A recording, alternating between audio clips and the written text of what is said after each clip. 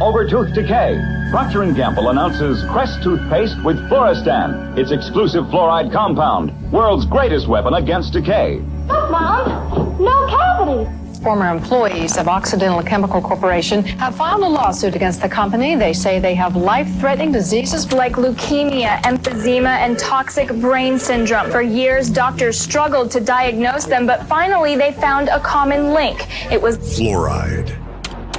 It's a byproduct that they can't do anything with. It's a poison, so they sell it. You allow industry to use your water supply to dispose of their hazardous waste. It was a scam from the get-go. It is a means of getting rid of fluoride. It's a disposal mechanism. It's bizarre. Fluoridation is the worst recycling practice in the world. So, you're Alcoa in the 1930s, a giant corporation that makes products out of aluminum. And honestly, you've created some pretty amazing things. Tea kettles, foil, airplane parts. But one thing that sucks about manufacturing aluminum is that it's a super messy process. Because, guess what? Raw aluminum doesn't come all perfect and soft and ready to be molded into a frying pan. It needs to be chemically processed and broken down. And this chemical process produces a lot of highly toxic chemicals like ammonia, methane, and fluoride. And we're not talking about the natural fluoride that occurs in caves and stuff. We're talking about an artificial, man-made fluoride compound that is way more toxic. Like really, really toxic. Hydrofluorosilicic acid does not occur in nature. It's a man-made molecule. And it eats through concrete, glass, stainless steel, fiberglass, plastic. You name it, it'll eat it. The problem is, it would be super expensive to dispose of this toxic fluoride in a safe and responsible way. So, it's a 1930s factory owner to do. Why not pipe it into the air or dump it in the river? I mean, come on, it's the 1930s. This is the dawn of the industrial age. No one cares that factories are dumping toxic chemicals into the river. No one even knows what the long-term effects of these industrial waste chemicals are. They're too busy making up for prohibition or whatever people did in the 30s. So as the years went by, you continued to flood the rivers with this fluoride waste. And everything was going fine and dandy for decades. Until things started to go south. See, you've been dumping fluoride into the air and water for over 30 years now, and people were starting to notice. Alcoa factory workers were showing symptoms of poisoning from the fluoride gases. Cows from nearby farms were getting really weak. They couldn't even stand on their own anymore. And local dentists were starting to notice strange brown stains and chipping on the teeth of children who live nearby. Fluoride is starting to get bad press. And if that bad press continued, everyone would start connecting the dots to you and your fluoride river dumping frenzy. And if that happens, you're going to be buried with expensive lawsuits. It would be the end of you. So if you want to survive this and thrive, then you got to do something drastic. You got to find a way to change the public's perception of fluoride from this toxic, poisonous chemical to something that's good for you. And this effort to rebrand fluoride into a healthy chemical would be one of the greatest propaganda efforts known to mankind. It's why today, fluoride has seeped into everything. It's in your toothpaste. Chemical?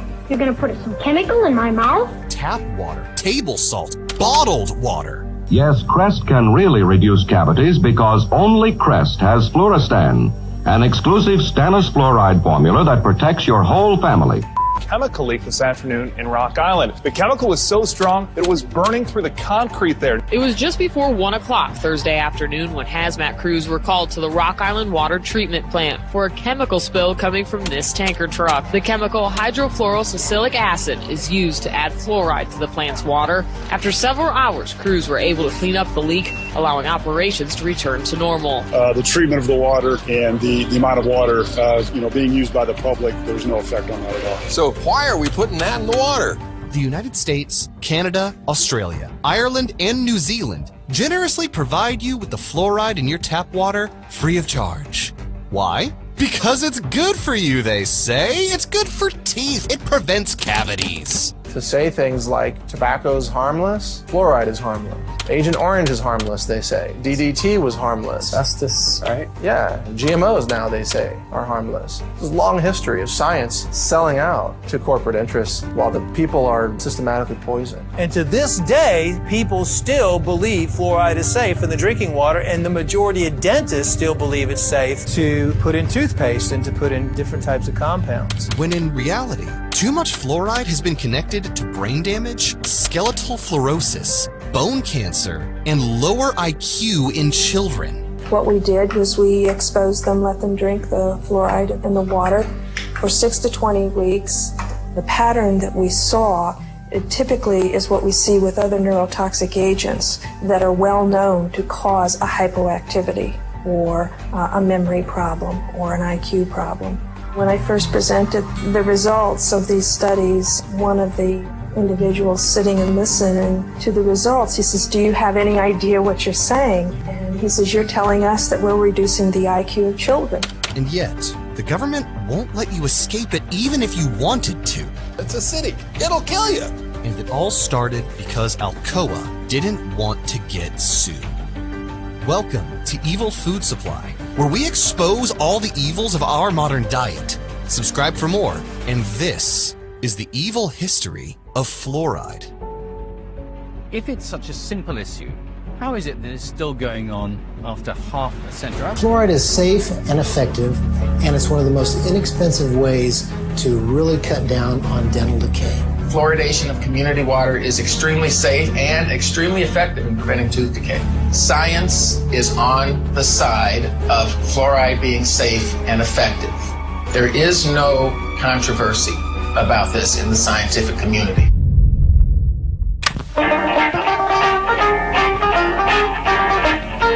The newest beer can tops have ring tabs made of aluminum from Alcoa. Now beer cans are a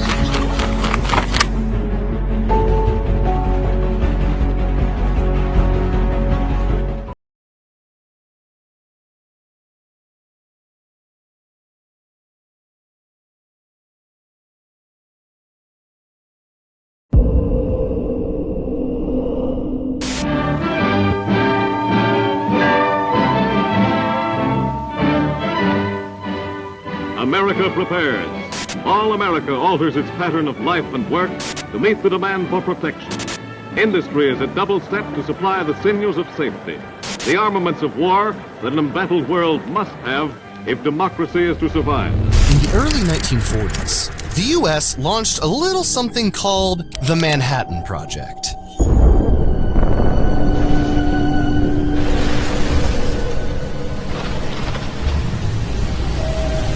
But to make an atomic bomb, the US would need uranium and fluoride. But not just a little bit of fluoride. We're talking tons of fluoride. Hundreds of tons, actually. Luckily, the US knew just the affordable place to get all this fluoride from. American manufacturing factories like yours. As the head of Alcoa, you're all in, obviously. So you sign on the dotted line, turn your engines to max, and start producing as much fluoride as you possibly can. And other factories across America do the same. And at first, this seemed like a really good idea. I mean, hello, this is the stuff you would normally dump in the river, and now you're getting money for it? Plus, Uncle Sam needs us. America needs us. We're being patriots. But shortly into your war effort, things start to go downhill. The toxic gases from all this fluoride production was making your factory workers sick, sometimes even killing them. Chemical burns were showing up all over their bodies, including their eyes, throats, and esophagus. Fair-skinned men were leaving the factory with burnt red faces, which is why you made sure to only employ African Americans inside. Constant gas leaks and explosions would literally burn workers to death. One woman named Gloria Porter said that she saw a man get, quote, eaten alive, end quote, when a tank of hydrogen fluoride gas exploded in a factory in Cleveland. Another man reported that the fluoride dust would land on cars outside and dissolve the paint on contact. And even though they were working with highly toxic chemicals, all you gave these factory workers for safety equipment was a rag to put over their mouths. You gotta love the industrial age. Between June 1945 and October 1946, 477 factory workers were either injured or died from chemical-related accidents in these fluoride factories. And word was getting out. These factory workers lost their lives because of the poor working conditions you set up. Their families could sue you. In fact, they're probably talking to lawyers as we speak. And if they do sue you, your whole business and your life's work could go down the toilet.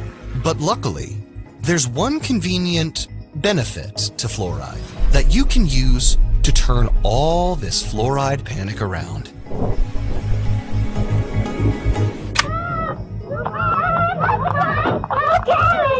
Fluoride is a decay fighter dentists use. A decay fighter dentists put on teeth to prevent cavities.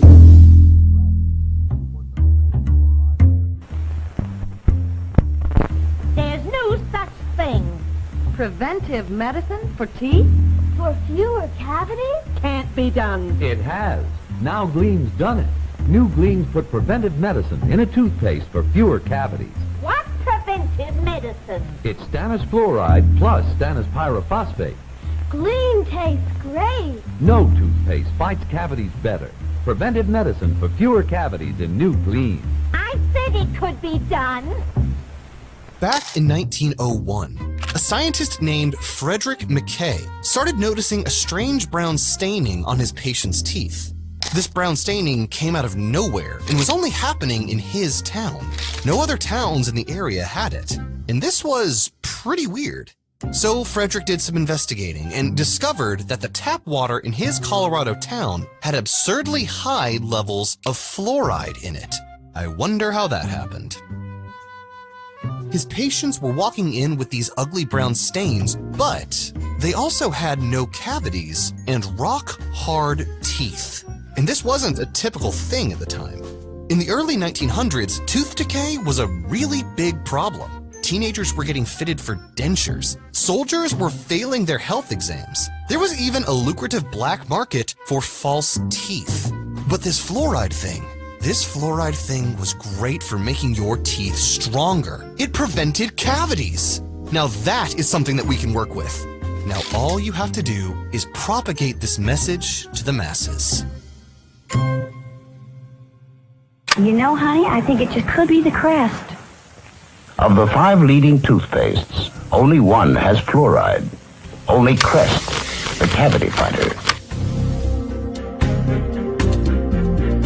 The great thing about this fluoride disaster is that you're not fighting this alone. The government also had their head on the chopping block for encouraging factories to pump out even more fluoride. So you and the government were on the same side. And with the government in your corner, anything was possible. So here's what you did. First, you hunted down that dentist, Frederick Mackay, the guy who discovered that fluoride hardens teeth. And then you use his research to back your case. And you even give him better technology so he can finish his study faster. Might as well support the guy, right? And then you present his study to cities all over America, saying that if these cities added fluoride to their tap water, it would prevent cavities. And guess what? They drank it up. Wanting to put a random chemical into everyone's water supply may sound crazy today from our point of view. But remember, this was around the end of World War II. Americans had just defeated Hitler. They defeated Japan. They saved the world. And after winning such a vicious war, back home, they naturally became overprotective. They wanted to protect the masses from everything, to prevent bad stuff from happening ever again. So adding fluoride into the water supply to protect people's teeth? Why not? We can't trust them to take care of themselves. So it was no surprise that in 1945, Grand Rapids, Michigan, signed up to be the first trial city, the first city in the world to have fluoridated water. And after just 6 years, you found out that the fluoride actually worked. Tooth decay did in fact go down. Pretty soon, other cities start getting excited about fluoridation. Because who doesn't want clean, white, shiny teeth? Fluoride was successfully a positive thing right in front of your eyes. However, the true genius of this master plan was that the more cities you get to dump fluoride in their water, the less of a chance you'll get sued. After all, fluoride is good for you. We've actually been doing America a favor. And when scientists come forward and question you on the safety of fluoride, like Kai Roholm and later on, Frederick Merkay himself, you simply pump out more studies that refute them. You open a lab at the University of Rochester that's dedicated to the study of fluoride, and you fill it with the researchers from the Manhattan Project, just to keep it in the family. You even start your own academic journal on tooth decay called Dental Caries, and make fluoride the star. The naysayers were no match for your expert propaganda. And by 1955, Crest releases a new product that would be the last nail in the coffin for fluoride's new positive public image. Crest toothpaste with Fluoristan. Its exclusive fluoride compound that's far superior to fluoride alone. The world's first fluoride toothpaste. They actually started working with the fluoride and did the original toxicology studies. And they described what happened to some of these people when they were accidentally overexposed to fluoride. Mandrake, have you never wondered why I drink only distilled water or rainwater? By the 1970s, fluoride had become a beloved household name. And sure, there were a few fringe conspiracy theorists who would say that fluoridation is part of a communist plot to turn us into brain-dead atheist slaves, but luckily, you have almost every dentist in America to back up your fluoride claims. I mean, it does prevent dental decay, doesn't it? And do we really want to go back to wearing dentures made from donkey teeth? Ew, no. Of course not. So pretty much everyone in America was on Team Fluoride. But you're still not totally in the clear, because there's one little scientist, one little rat, who's doing everything she can to dismantle your fluoride lies. And her name was Phyllis Mullenix. Dr. Phyllis Mullenix started her career at the University of Kansas with a PhD in pharmacology with a specialty in neurotoxicology. It was 1982. And Phyllis had just started her new job at the Forsyth Dental Center in Boston. Her mission? Testing the toxicity levels of different chemicals, including fluoride. And so, she went through the usual motions. She fed fluoride-laced water to rats and observed their behavior. And what she saw was kinda terrifying. The pregnant rats who were fed fluoridated water were giving birth to hyperactive babies. They were also mentally slower than the rats whose mothers weren't fed the water. Phyllis also noted that male rats were more easily affected by fluoride in the womb, whereas females were more affected when they drank the water later as young adults. And what's interesting about this study is that it aligns with another study that was published in Canada in 2019. Where the male babies of human mothers that drank fluoridated water showed signs of a lowered IQ and hyperactivity, while the females did not.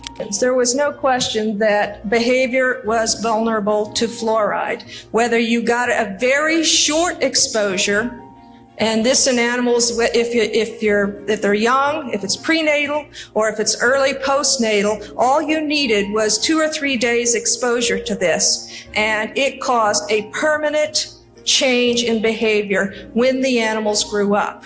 Phyllis got pretty excited about this. So excited that she typed out a whole paper and submitted it to the Journal of Neurotoxicology and Teratology. What she didn't know was that she was being watched by none other than Harold Hodge, the head researcher of the Manhattan Project. Yeah, he was still alive at the time.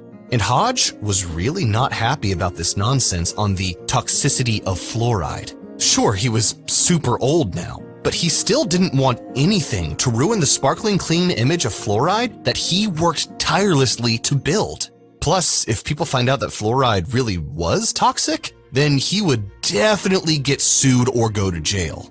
And so would all the other companies who poisoned those workers during the days of the Manhattan Project.